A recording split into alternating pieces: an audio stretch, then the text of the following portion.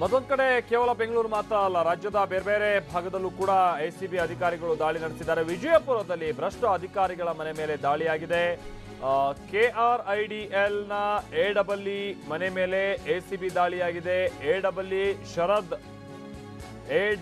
ಶರದ್ ಇಜೇರಿ ಅವರ ಮನೆ ಮೇಲೆ ದಾಳಿಯಾಗಿದೆ ಅನ್ನೋದು ಗೊತ್ತಾಗ್ತಾ ಇದೆ.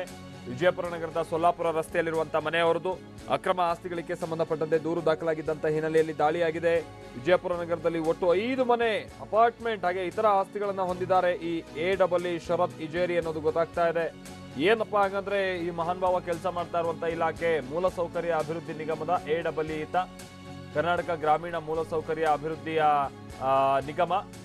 ಬಟ್ ಇಲ್ಲಿ ಏನು ಅಭಿವೃದ್ಧಿ ಮೂಲಸೌಕರ್ಯಕ್ಕಿಂತ ತನ್ನ ವೈಯಕ್ತಿಕ ಅಭಿವೃದ್ಧಿನೇ ಬಹಳ ಜಾಸ್ತಿ ಆಗಿತ್ತು ಅಂತ ಕಾಣಿಸುತ್ತೆ. ಯಾಕಂತಂದ್ರೆ ವಿಜಯಪುರದಲ್ಲಿ ಸುಮಾರು 5 ಮನೆಗಳನ್ನ, ಆಮೇಲೆ ಬಹಳಷ್ಟು ಅಪಾರ್ಟ್ಮೆಂಟ್ಗಳನ್ನ, ಜೊತೆಗೆ ಇತರೆ ಆಸ್ತಿ ಪಾಸ್ತಿಯನ್ನ ಹೊಂದಿದ್ದಾರೆ ಈ ಎಡಬಲ್ಲಿ ಶರದ್ ಇಜೇರಿ ಅನ್ನೋದು ಗೊತ್ತಾಗ್ತಾ ಇದೆ.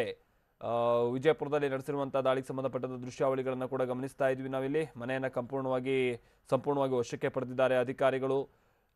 ಪರಿಶೀಲನೆಯನ್ನ ನಡೆಸಿದ್ದಾರೆ.